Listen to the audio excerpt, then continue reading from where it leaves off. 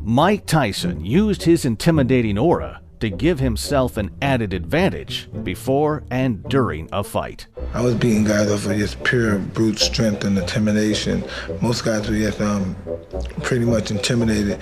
They lost the fight before they even got hit. After menacing pre-fight quotes and behavior, if he doesn't die, it doesn't count. Tyson would eye up his opponents from the moment he entered the ring, and he often sensed fear by looking at their body language and facial expressions. I walk around the ring, but I never take my eyes off my opponent. I keep my eyes on him, even if he's ready and pumping. He can't wait to get his hands on me as well.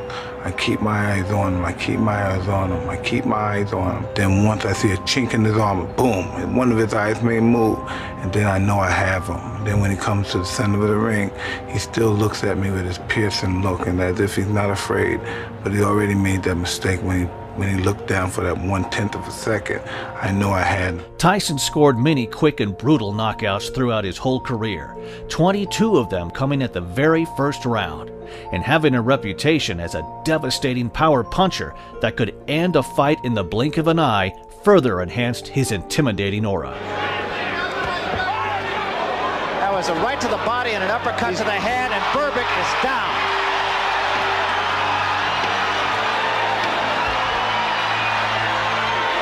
It's over. That's all, and we have a new era in boxing. The best example of Tyson's intimidation affecting an opponent before a fight came on June 27, 1988, when he faced Michael Spinks in a huge unification fight for all 4 heavyweight championship belts. Now we'll see who's the champion and who's the chump. Both men were undefeated. Tyson held the WBC, WBA, and IBF belts, while Spinks was the lineal champion. On the night of the fight, just minutes before Spinks was due to ring walk, there was chaos around Tyson's dressing room area after Butch Lewis, Spinks' manager, complained about a bump in Tyson's left glove and demanded that it be rewrapped. Moments ago, in the dressing rooms, a major controversy erupted. You're looking at a tape shot of Butch Lewis, the manager of Michael Spinks, who went wild after he discovered that Mike Tyson had his hands taped and apparently had the gloves put on without a representative of Spinks' camp being in Tyson's dressing room. Lewis's protest over the bump delayed the fight. Tyson began pacing his dressing room, and in a moment of anger, he punched a hole through a wall, and the thudding sound was heard by Spinks in his dressing room. Butch Lewis, who's Spinks' manager, went, as you would go into in every championship fight, the dressing room of your opponent, to watch their hands being wrapped. I had just finished taping his hands, and so Butch Lewis tried to make a thing about it. Which so aggravated Mike, who was already on edge, that he threw his hand out through a wall. Spinks had heard that, and that it was the sound of Mike punching the hole through the wall which had prompted Michael to be reticent about coming into the ring. The matter was eventually resolved when Spinks' trainer, Eddie Futch, was called in, and he inspected Tyson's left glove and said that it was fine. As Butch Lewis and everyone else involved left the dressing room area, Tyson turned to his trainer, Kevin Rooney, and said, "You know, I'm gonna hurt this guy." Legendary trainer Emmanuel Stewart was at the fight and went to check on Spinks during the delay and compared him to a deer caught in the headlights. Headlights! In an interview from the book One Punch from the Promised Land, Stewart said, "I went into his dressing room and they couldn't even get him to come out. He was so scared. He was a nervous wreck, really freaking out. 20 minutes after he was originally due to ring walk, a visibly nervous Spinks left his dressing room and made his way to the ring." Mike Spinks makes his way as the crowd touches him. He has more of a look of concern on his face as he makes his way to the ring. Oh, to see this. Michael Spinks makes his way into the ring.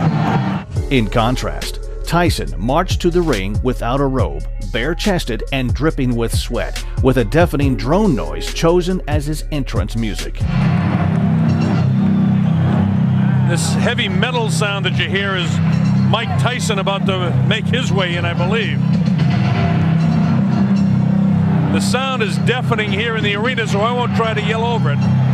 It's interesting to note that Mike Tyson selected as pre-fight music just noise. Every once in a while you hear the clanging of chains. I think that's what he's got in mind to do to Mike Spinks' head, but we'll wait and see. Everything that Tyson does is intimidating. There he is. He comes out. He doesn't wear a coat in. He's worked up a full sweat. I want to tell you, the electricity in this crowd is awesome. I've got goose pimples on my arms watching this event, and a lot of people in here do. You know all the history. You've been reading about it for the past several weeks. The heavyweight champion of the world comes into the ring. This is why we're here. Spinks continued to look nervous during the introductions, while Tyson bounced around and paced up and down the ring. And when called into the center of the ring for the referee's final instructions, there was no eye contact between the pair. All right, both of you touch gloves. Good luck to both of you. Tyson attacked Spinks from the opening bell and landed a solid left hook to the head and a right hand to the body. Michael Spinks, give him a little movement. Keep those hands high. After being constantly pushed back, Spinks tried to slow Tyson down by clinching him a couple of times.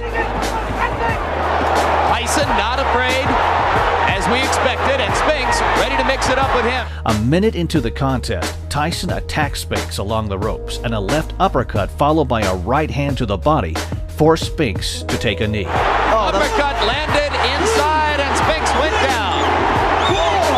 It was the left uppercut. I was surprised there was a body shot that put him to the canvas. After Spinks took a count of 8, both men moved towards each other. Tyson rolled with a right hand from Spinks and responded with a left-right combination that landed flush on the jaw and put Spinks down again. A right hand right on the chin. 6, 7, 8. Spinks was unable to beat the count, and the fight was over after only 91 seconds. He's not going to make it. It's all over.